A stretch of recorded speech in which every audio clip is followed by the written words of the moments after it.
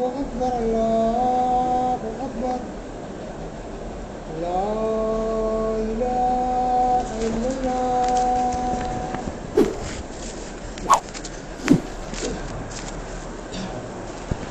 الحمد لله نحمده ونستعينه ونستغفره ونعوذ بالله من شرور أنفسنا ومن سيئات أعمالنا من يهده الله فلا مضل له ومن يضلله فلا هادي له ونشهد أن لا إله إلا الله ونشهد أن محمدا عبده ورسوله أما بعد فأعوذ بالله من الشيطان الرجيم بسم الله الرحمن الرحيم وَإِذِ ابْتَلَىٰ إِبْرَاهِيمَ رَبُّهُ بِكَلِمَاتٍ فَأَتَمَّهُنَّ قَالَ إِنِّي جَاعِلُكَ لِلنَّاسِ إِمَامًا قَالَ وَمِنْ ذُرِّيَّتِي قَالَ لَا يَنَالُ عَهْدِي الظَّالِمِينَ. وعن زید بن ثابت رضی اللہ تعالی عنہ قال قال اصحاب النبی صلی اللہ علیہ وسلم ما هذه الأضاحي یا رسول اللہ قال سنة أبيكم إبراهيم قالوا فما لنا فيها یا رسول اللہ قال لكل شعرة حسنة او کما قال علیہ الصلاۃ والسلام. محترم حاضرین جمعہ، عنقریب عید الاضحیٰ کا تہوار آنے والا ہے. اسی مناسبت سے آج کی گفتگو حضرت ابراہیم علیہ السلام اور قربانی کے موضوع پر ہوگی. محترم حاضرین کرام، قرآن مجید میں جن انبیاء کا بہت کثرت سے ذکر ہے ان میں حضرت ابراہیم علیہ السلام ہے. تقریباً 73 مقامات پر ان کا نام آیا ہے اور ان کے واقعات کو قرآن میں بہت تفصیل کے ساتھ بیان کیا گیا ہے. اور ایک جگہ یہ کہا گیا ہے کہ قد کانت لکم اسوۃ حسنۃ فی ابراہیم، کہ ابراہیم علیہ السلام کی زندگی میں تمہارے لیے بہترین نمونہ ہے. یعنی یہ ایسے پیغمبر ہیں جن کی زندگی کو بہت واضح طور پر بیان کیا گیا اور پھر کہا گیا کہ ان کی زندگی کو جانو، ان کی زندگی کے بارے میں معلومات حاصل کرو، اس لیے کہ ان کی زندگی میں تمہارے لیے بہترین رہنمائی ہے. محترم بھائیوں، حضرت ابراہیم علیہ السلام کا دور آج سے تقریباً 4100 سال پہلے کا ہے. تفصیلات آپ کو معلوم ہے. ان کی جو پیدائش ہوئی تھی وہ ایک بت پرست خاندان میں ہوئی تھی. ان کا جو باپ تھا آزر، وہ نہ صرف یہ کہ ایک بت پرست تھا بلکہ بتوں کا بہت بڑا بیوپاری تھا، تاجر تھا. اور اس کو اس سماج میں سرداری حاصل تھی، مذہبی جو پیشوائی ہوتی ہے وہ مذہبی پیشوائی اس کو حاصل تھی آزر کو. قرآن مجید کی جو آیت میں نے آپ کے سامنے پڑھی ہے اس کا ترجمہ ہے کہ جب ابراہیم کو ان کے رب نے کچھ چیزوں کے ذریعے آزمایا، اللہ تعالیٰ نے حضرت ابراہیم علیہ السلام کی آزمائش کی، فَأَتَمَّهُنَّ، تو ابراہیم علیہ السلام ان آزمائشوں میں پورے اترے. تو بطور انعام اللہ نے فرمایا کہ قَالَ إِنِّي جَاعِلُكَ لِلنَّاسِ إِمَامًا، اللہ نے کہا کہ میں تم کو تمام عالم کا پیشوا مقتدی بناتا ہوں. فوراً انہوں نے سوال کیا، قَالَ وَمِن ذُرِّيَّتِي، کیا میری ذریت جو میرے بعد میرا خاندانی سلسلہ ہوگا اس کو بھی آپ عالم کا مقتدی اور پیشوا اور امام بنائیں گے؟ تو فرمایا کہ قَالَ لَا يَنَالُ عَهْدِي الظَّالِمِينَ، میرا یہ وعدہ ان لوگوں کے ساتھ نہیں ہے جو ظالم ہیں، نیکوکاروں اور صالحین کے ساتھ یہ وعدہ ہے تمہاری ذریت. ابراہیم علیہ السلام کی زندگی ہمیں پڑھنا چاہیے اور بہت توجہ سے پڑھنا چاہیے. خاص طور سے ابھی عید الاضحیٰ قریب ہے، ایک بڑا اچھا موقع ہے ابراہیم علیہ السلام کو جاننے کا.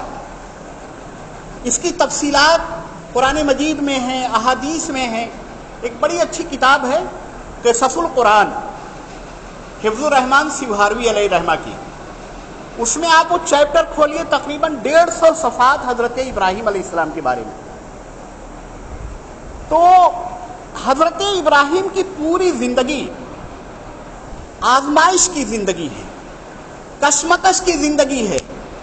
اللہ تعالیٰ کی یہ بہت برگزیدہ اور خاص بندے تھے، تو اللہ تعالیٰ نے ان کو بہت سارے مقامات پر آزمایا، اور جب ہر آزمائش میں وہ پورے اترے تو پھر اللہ تعالیٰ نے ان کو بہت اعلیٰ مقام دیا۔ یہ ابو الانبیاء ہیں، ان کا لقب ابو الانبیاء ہے۔ ان کو خلیل اللہ کا لقب ملا، یعنی اللہ کا دوست۔ اور ان کے بارے میں، ان کی تعریف میں قرآن مجید میں کئی آیات ہیں، اور جتنے سلسلے ہیں انبیاء کے، ان کے دو بیٹے، ایک حضرت اسماعیل اور دوسرے حضرت اسحاق علیہ السلام، تو انہی دو بیٹوں سے نبوت کا سلسلہ جاری ہوا ہے۔ حضرت اسماعیل علیہ السلام سے سب سے آخر میں حضرت محمد صلی اللہ علیہ وسلم، اور حضرت اسحاق علیہ السلام کے بیٹے یعقوب تھے جن کا لقب اسرائیل تھا۔ اور پھر آپ جتنے مشہور انبیاء کو دیکھتے ہیں، چاہے وہ حضرت یوسف ہو، چاہے وہ حضرت داؤد ہوں، چاہے سلیمان ہوں، چاہے موسیٰ ہوں، چاہے عیسیٰ ہو، چاہے زکریا ہوں، یہ سب جو دوسرے بیٹے ہیں اسحاق، ان کے خاندان سے تھے۔ تو ان کو بڑا اعلیٰ مقام اللہ نے دیا۔ آزمائشوں جو اللہ نے ان کی آزمائشیں کی وہ بڑی عجیب و غریب تھی۔ 4 آزمائشیں خاص طور سے ہمارے ذہن میں رہنی چاہیے۔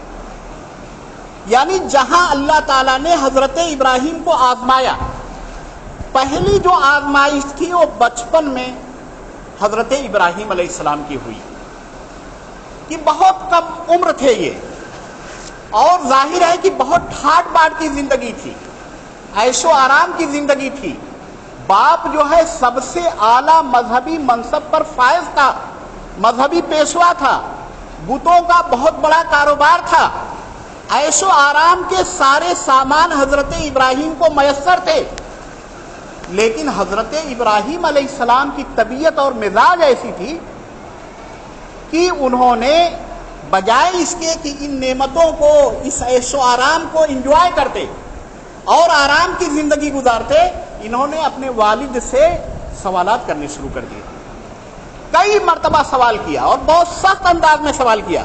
ایک بار فرمایا کہ وَإِذْ قَالَ إِبْرَاهِيمُ لِأَبِيهِ آزَرَ أَتَتَّخِذُ أَصْنَامًا آلِهَةً إِنِّي أَرَاكَ وَقَوْمَكَ فِي ضَلَالٍ مُبِينٍ۔ ابراہیم علیہ السلام نے اپنے باپ آزر سے کہا کہ میں دیکھتا ہوں کہ آپ جو ہے بتوں کو معبود بناتے ہیں، میں آپ کو اور آپ کی قوم کو کھلی ہوئی گمراہی میں پاتا ہوں۔ کئی بار والد سے بحث ہوئی، اور اس بحث کے نتیجے میں والد نے کیا کیا کہ ان کو گھر سے نکال دیا، ایک طرح سے دھمکیاں دیں، اور اس کے بعد اندازہ یہ ہوتا ہے کہ اپنے گھر سے الگ ہو گئے۔ اس کے بعد دوسری آزمائش جو ہوئی وہ بادشاہ وقت کے ذریعے ہوئی، کہ جو بادشاہ تھا اس زمانے کا نمرود، وہ اپنے آپ کو خدا سمجھتا تھا، اور وہ کھلم کھلا کہتا تھا کہ میں رب ہوں۔ ابراہیم علیہ السلام سے اس نے ایک بار بحث کی، اور اس نے کہا کہ میں رب ہوں۔ ابراہیم علیہ السلام سے سوال کیا کہ تمہارا رب کون ہے؟ تو ابراہیم علیہ السلام نے کہا کہ میرا رب وہ ہے جو سورج کو مشرق سے نکالتا ہے اور مغرب میں ڈبو دیتا ہے۔ قرآن مجید میں ہے کہ ایسا جواب انہوں نے دیا کہ فَبُہِتَ الَّذِي كَفَرَ، دنگ رہ گیا، گنگ ہو گیا، اس سے کوئی جواب نہیں بن پڑا کہ اب کیا کہے۔ ظاہر ہے کہ وہ سورج کو مغرب سے تو نہیں نکال سکتا تھا، لیکن ہر زمانے میں باطل کا یہ وتیرہ ہے کہ جب وہ حق سے دلائل کی بنیاد پر فتح نہیں حاصل کر پاتا تو پھر وہ زبردستی پر اتر آتا ہے۔ چنانچہ اس زمانے میں بھی یہی ہوا کہ پھر پوری قوم جو ہے وہ بادشاہ وقت اور قوم سب نے مل کر یہ فیصلہ کیا کہ حضرت ابراہیم علیہ السلام کو آگ میں زندہ جلا دیا جائے۔ اس کی تفصیلات آپ کو معلوم ہیں۔ اصل چیز دیکھنے کی یہ ہے کہ جب پوری تیاری ہو گئی کہ ابراہیم علیہ السلام کو آگ میں ڈالا جائے، تو اس وقت حضرت ابراہیم علیہ السلام کی استقامت کیسی تھی؟ ظاہر ہے کہ بظاہر آگ جو ہے سامنے تھی، آگ کا الاؤ سامنے تھا۔ بہت ساری ضعیف احادیث میں اس کی تفصیلات آتی ہیں کہ کتنا بڑا الاؤ روشن کیا گیا تھا، اور پورا انتظام تھا کہ ابراہیم علیہ السلام کو اس آگ میں ڈالا جائے، لیکن جو ہے ابراہیم علیہ السلام کے پائے استقامت میں ان کے پاؤں میں کسی طرح کی کوئی لرزش پیدا نہیں ہوئی اور ان کو آگ میں ڈال دیا گیا۔ وہ تو ظاہر ہے کہ آگ میں ڈالا گیا اور آگ کا کام جلانا تھا، لیکن اللہ تعالیٰ کی طرف سے یہ آگ کو حکم دیا گیا کہ یا نار کونی بردم و سلام علی ابراہیم، اے آگ جو ہے ابراہیم علیہ السلام پر ٹھنڈی ہو جا اور سلامتی والی بن جائے، ان کو کوئی نقصان نہ ہو۔ یہ دوسری بڑی آزمائش تھی جس میں حضرت ابراہیم علیہ السلام کامیاب ہوئے۔ اس کے بعد آپ کو معلوم ہے ایک بہت بڑی جو آزمائش ہے وہ یہ ہے کہ عمر بہت زیادہ ہو گئی اور اولاد کی نعمت سے محروم تھے، لاولد تھے، کوئی لڑکا نہیں تھا۔ ظاہر ہے کہ ایک شخص جس کو اس کے گھر سے نکال دیا گیا ہو، جو پورا علاقہ جہاں کا وہ رہنے والا تھا وہ دشمن اس کا بن گیا تھا، اور اب وہ بے یار و مددگار تھا، صرف اس کی بیوی اس کے ساتھ تھی، تو اس وقت حضرت ابراہیم علیہ السلام نے بارگاہ رب العزت میں دعا کی کہ رب حب لی من الصالحین، کہ اے میرے رب مجھے نیک صالح اولاد عطا فرما۔ کوئی میرا معین اور مددگار نہیں ہے، کوئی میرا ساتھ دینے والا نہیں ہے، تو ایسی اولاد مجھ کو عطا کر جو ان کاموں میں میرا ہاتھ بٹائے۔ تو جب یہ اولاد کی خوشخبری انہوں نے جب دعا کی تو اللہ تعالیٰ نے جو ہے انہیں ابراہیم علیہ السلام کی شکل میں، جبکہ روایتوں میں آتا ہے کہ اس وقت ان کی عمر تقریباً بعض روایتوں میں 80 سال اور بعض روایتوں میں آتا ہے کہ 90 سال عمر تھی، اس وقت اللہ تعالیٰ نے ان کو ایک بیٹا عنایت کیا۔ اب آپ سوچئے کہ اس عمر میں آدمی کو اگر اولاد ہو جائے تو اس کی خوشی کا کیا عالم ہوگا۔ ظاہر ہے وہ بھی بہت خوش تھے۔ پھر ایک بڑی آزمائش میں ان کو ڈالا گیا، ان سے کہا گیا کہ اپنے اس بچے کو اور اپنی اس بیوی کو ہزاروں کلومیٹر دور ایک ایسے علاقے میں جو بے آب و گیا ہے، جہاں کوئی سبزہ نہیں ہے، جہاں کوئی درخت نہیں ہے، جو بنجر علاقہ ہے، وہاں لے جا کر چھوڑ دو۔ چھوٹا سا بچہ ہے، شیرخوار بچہ ہے، دودھ پیتا ہوا بچہ ہے، اور وہ ان کی والدہ حضرت ہاجرہ، روایتوں میں آتا ہے کہ راستے میں بار بار پوچھتی تھی کہ کہاں لے کر جا رہے ہیں، کوئی جواب ہی نہیں دیتے تھے۔ پھر وہاں پہنچے جہاں آج خانہ کعبہ ہے، وہاں ان کو چھوڑا، اور جب واپس جانے لگے تو بیوی نے کہا یہ جو آپ ہم کو یہاں چھوڑ کر جا رہے ہیں، جہاں کوئی آبادی نہیں ہے، جہاں کھانے پینے کا کوئی سامان نہیں ہے، تو کیا آپ یہ کام اللہ کے حکم سے کر رہے ہیں؟ تو بس اتنا جواب دیا کہ ہاں یہ اللہ کا حکم۔ دیکھیے کیسا خانوادہ تھا اور کیسا جذبہ تھا بیوی کا، کہ اس کے بعد انہوں نے کوئی سوال نہیں کیا اور ابراہیم علیہ السلام وہاں سے واپس چلے گئے۔ یہ بہت بڑی آزمائش تھی۔ آپ کو معلوم ہے کہ چھوٹا سا بچہ، تھوڑی سی کھجوریں، کچھ پانی، چند دن چلا ہوگا اور اس کے بعد سب کچھ ختم ہو گیا۔ شیرخوار بچہ، دودھ پیتا ہوا بچہ ایڑیاں رگڑ رہا ہے، اور ماں جو ہے کبھی اس پہاڑ پر کبھی اس پہاڑ پر، ایک بار صفا پر جاتی ہیں پھر دوڑ کر آتی ہیں، پھر مروہ پر جاتی ہیں پھر دوڑ کر آتی ہیں کہ کہیں خدا نہ خواستہ کوئی جنگلی جانور میرے بیٹے کو تکلیف نہ پہنچا دے۔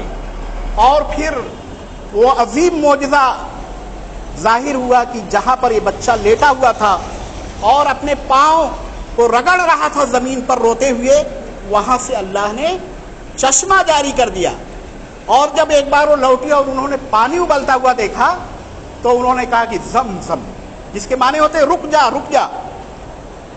پیارے نبی صلی اللہ علیہ وسلم فرماتے ہیں کہ اللہ تعالیٰ ان میں اسماعیل پر رحم کرے، اگر وہ زمزم نہ کہتی تو اتنا بڑا چشمہ جاری ہو جاتا، یعنی اتنا زیادہ پانی نکلتا کہ شاید دریا روا ہو جاتے وہاں سے۔ بہرحال یہ تیسری آزمائش تھی کہ بیٹے کو بے آب و گیا جگہ میں چھوڑا۔ چوتھی اور آخری آزمائش آپ لوگ جانتے ہیں کہ فلما بلغ معه السعی، کہ جب یہ بچہ اس قابل ہو گیا کہ دوڑ بھاگ کر سکے، باپ کے کاموں میں اس کا ہاتھ بٹائے، تو پھر ایک بڑی آزمائش فرماتے ہیں ایک دن کہ اے میرے بیٹے या बुनैया इन्नी अरा फिल मनामी अन्नी अज़बहु फंजुर माज़ा तरा, बेटा मैं रात में ख्वाब में देखता हूँ कि मैं तुझको ज़बह कर रहा हूँ। फंजुर माज़ा तरा, तुम्हारी क्या राय है इस सिलसिले में, तुम क्या सोचते हो। काला या अबती फल मा तुमर, अब्बा हुजूर जो कहा जा रहा है, जो हुक्म दिया जा रहा है उसे आप कर गुजरिए, आप इंशाअल्लाह मुझे सब्र करने वाला पाएंगे। फलम्मा अस्लमा व तल्लहु लिल जबीन, देखिए एक तरफ बाप है और दूसरी तरफ बेटा, दोनों की फिदाकारी देखिए। ये बच्चा वो था जिसके बारे में कुरान ने कहा कि फबश्शरनाहु बिगुलामिन हलीम, हमने एक फर्माबरदार बेटे की उसे खुशखबरी दी। तो फर्माबरदारी किस दर्जे की है कि 100 साल का बाप और 14 साल 13 साल के बेटे से कह रहा है कि मैंने ख्वाब देखा है कि मैं तुझको ज़बह करता हूं, तो बेटा 1 मिनट भी तवक्कुफ नहीं करता, कोई एतराज नहीं करता, अकड़ नहीं जाता, बल्कि फौरन कहता है कि अब्बा हुजूर जो हुक्म दिया जा रहा है आप वो कर गुजरिए। फलम्मा अस्लमा व तल्लहु लिल जबीन, दोनों पूरी तरह इस काम के लिए आमादा हो गए और बाप ने बेटे को पेशानी के बल जमीन पर लिटा दिया और करीब था कि छुरी जो है वो उनकी हुलकुम पर चल जाती, उनकी गर्दन पर छुरी चल जाती।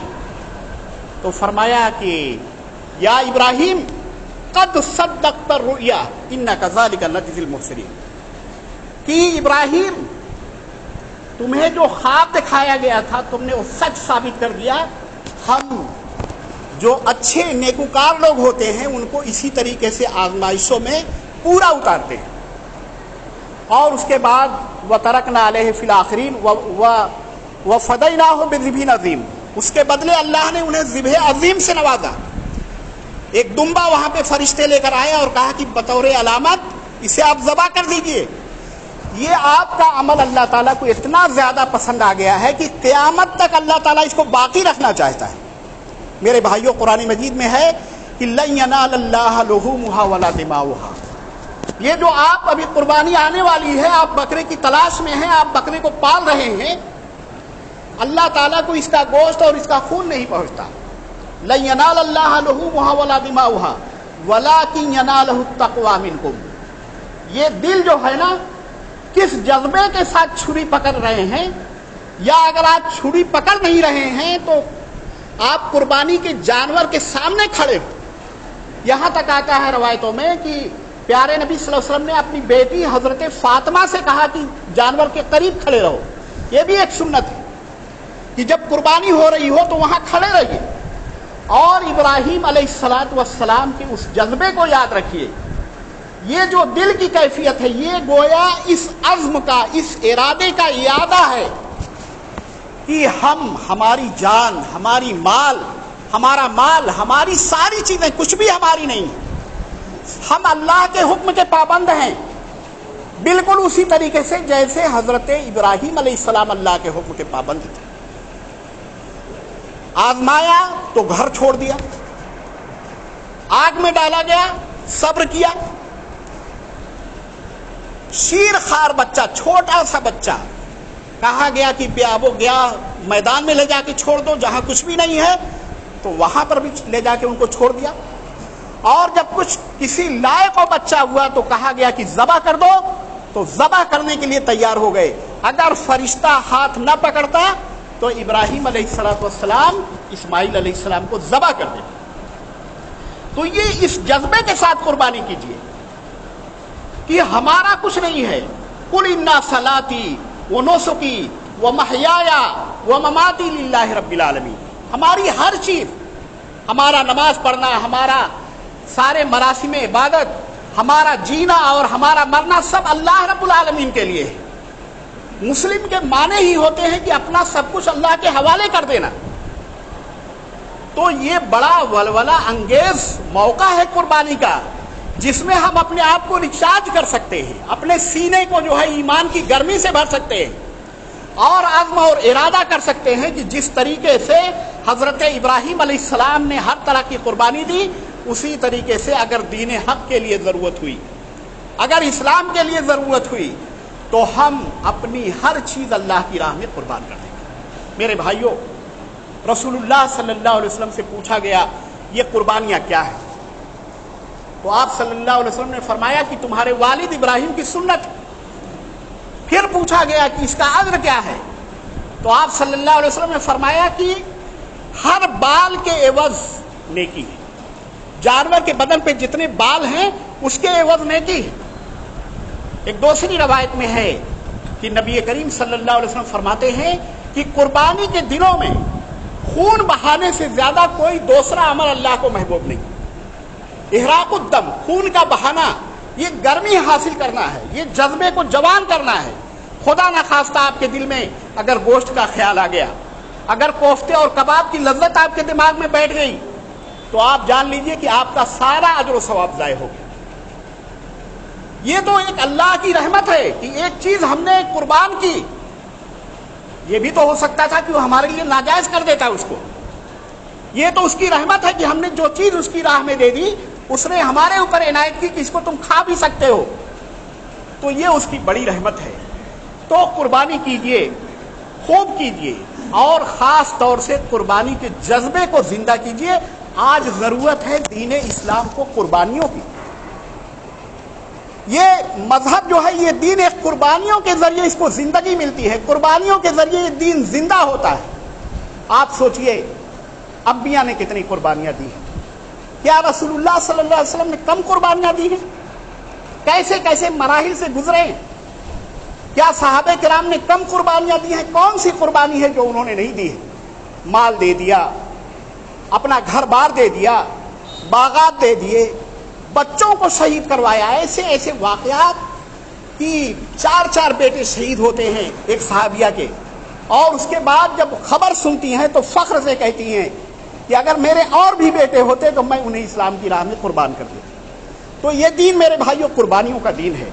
अगर ये जज्बा हमारे दिलों में पैदा हो गया तो इंशाअल्लाह इस्लाम को सरबलंदी और सरफुरुई हासिल होगी। अल्लाह ताला हमसे खुश होगा, अल्लाह ताला दुनिया की इमामत हमको अता करेगा। आज दुनिया में जो हम जलीलो ख्वार हैं, हमारी कोई हैसियत नहीं है, हमारा कोई वजन नहीं है, उसकी वजह यह है कि हम दुनिया की मोहब्बत में गिरफ्तार हो गए। कुर्बानी का जज्बा हमारा सर्द पड़ गया है, कमजोर पड़ गया है। यही वजह है कि अक़वाम आलम ने हमको जो है लुक़्मा तर बना लिया है। हमारी कोई हैसियत नहीं है, हमारी कोई वक़्त नहीं है।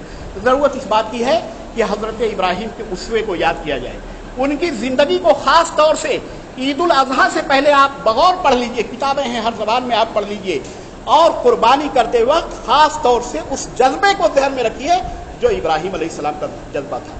वरना यकीन जानिए बड़े बड़े जानवर आप ज़बा करेंगे, लाखों रुपए के बकरे आप लाएंगे, लाखों रुपए के बड़े जानवर आप कुर्बान करेंगे, लेकिन सिवाय गोश्त और हड्डी के आपके हिस्से में कुछ नहीं आएगा। अल्लाह रब्बुल इज़्ज़त हम तमाम लोगों को इखलास के साथ कुर्बानियाँ करने और अपने दिलों में हज़रत इब्राहीम अलैहिस्सलाम का जज्बा, जोश और वलवला पैदा करने की तौफीक अता फरमाए। आमीन। वाखिर दावाना।